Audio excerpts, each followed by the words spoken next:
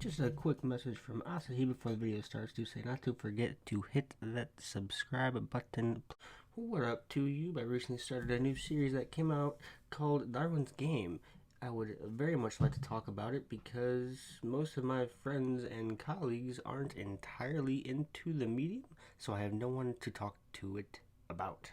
I'm going to be talking specifically about the first episode, which was a 46-minute long thrill ride, in my opinion.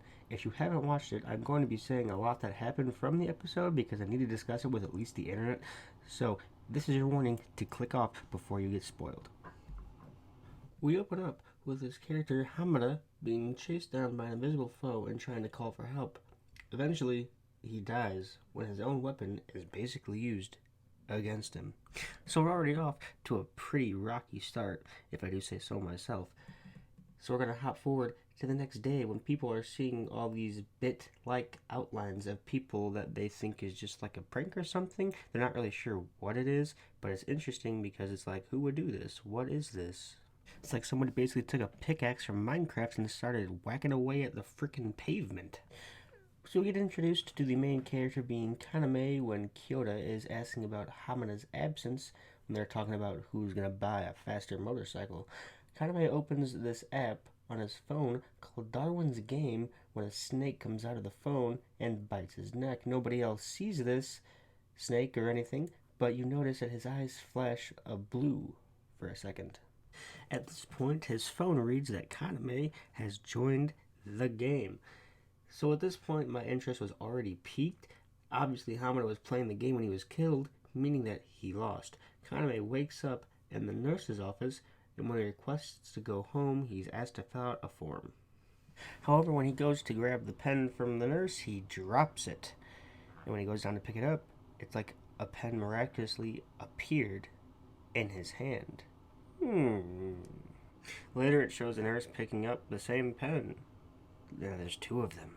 At some point in here, we definitely get introduced to this female character who had just killed multiple people without, like, even a second thought, saying that Kaname's avatar for the game was cute. So obviously she's going to be the waifu of the series. On his way home, Kaname is on the bus when he receives a notification on his phone saying that he's going to be fighting this panda mascot named Banda.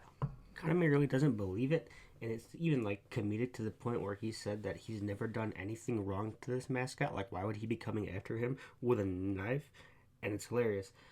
So, just when things are starting to seem grim and Banda's about to go in for the killing blow, what else would happen but he takes an arrow to the shoulder. And who would fire this arrow but Kyoto, here to save the day? So right when he's about to go for the second shot, Banda turns invisible. What a shocker. So everybody in the world playing Darwin's Game gets these things called evolutions. Obviously, Banda's is the ability to turn invisible, while Kyoto's is this aura sensing like ability. Compared to like Hunter x Hunter, the ability to sense Nen and other auras. If you use Gyo with your eyes, you can see the auras. So this encounter leads to Kyoto getting stabbed in the stomach and the two running into a parking garage to which the mascot follows. The game's tracking gives you a general idea of where people are, but not an exact location, so you kind of have to figure it out for yourself. Kyoto tells Kaname to go on without him. Kaname leads the mascot into a bathroom where he uses a fire extinguisher to reveal him while beating the hell out of him with it and running out. The Banda is getting ready to kill him. It's his last moments when he literally gets hit by a car because he's freaking invisible, which is hilarious. Like, comedy. It's great. He gets hit by a car because he's invisible, even though he was trying to kill a Ricky. So at this point, Banda has obviously lost the encounter, and I guess when you run out of points in this game or you lose, you literally get blipped out of existence in a very terrifying and horrifying way. Like, it's scary. Like, back to the comedy of the show, because there's quite a bit of it. Kaname orders a gun, basically, off of the app, and it shows up immediately, and he just opens it and says, I hate this game. He's got to struggle a little bit at the little things.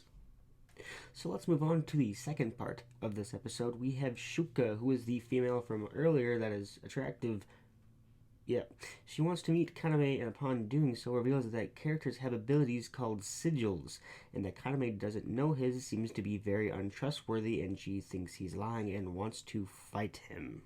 She said if he has any weapons in his backpack that he clearly came there to fight in the first place, so I guess it wouldn't really matter what he wants, if he doesn't want to fight or not, because he's got weapons. It's not a gun, but it's self-defense weapons. So Shuka's sigil is basically these chains that she's able to control, like they're sentient almost. She's basically Doc Ock, but with razor sharp chains that'll literally eviscerate you in seconds. With this fight, you get to see basically how intelligent the main protagonist Kaname is when he uses one of his self-defense weapons, a flashlight, to blind Shuka and run the hell away.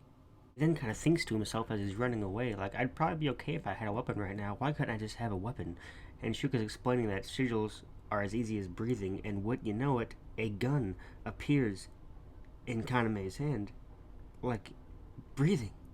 My god.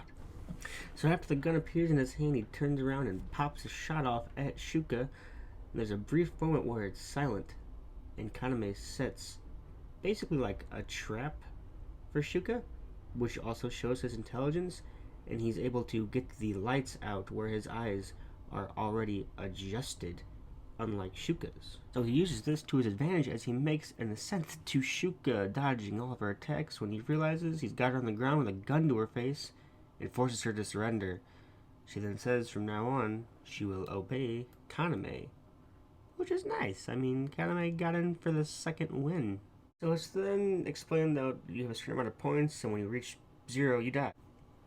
Kaname then awakens in Shuka's hotel room with her naked, and him just laying there with her on top of him, saying that she would like to make a family with her.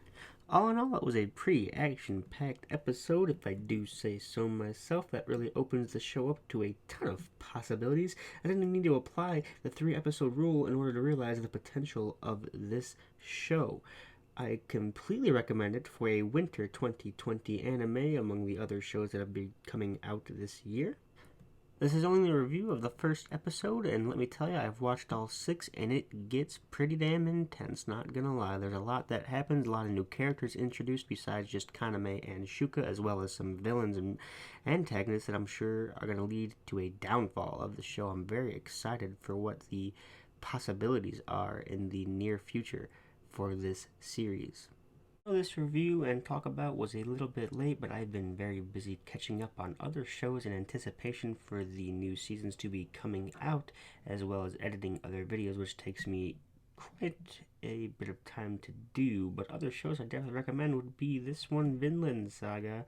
You have Haikyuu, which is an extreme comedy. Season 4 is now airing, I do want to say. There's Made in Abyss, the movie coming out. Goblin Slayer movie's coming out. I don't know if there's a second season of Vinland Saga coming out this season, but I know there's definitely one coming, so I had to catch up on that. I'm excited for Demon Slayer to be coming out, and I've also been trying to keep up with all of the manga as well as the anime adaptations, which is quite tasking on top of the regular work life that I have to deal with, unfortunately. But regardless, I hope that you enjoyed the video. I hope that the series was as exciting and interesting as it was for you, that it was for me. I know I'm going to be talking about each sigil individually in some upcoming videos, so you can stay tuned for that. I'm interested to kind of research them and see how deep that they actually go. Each sigil individually being Shuka's change, Kaname's ability to produce things by thinking about them. It's only specific things, I do want to say. And everybody else's, I mean, there's like a truth or lie detector, there's water and ice you can see from the introduction of the show. The introduction's also phenomenal. I like it quite a bit. Highly recommend this show for winter 2020.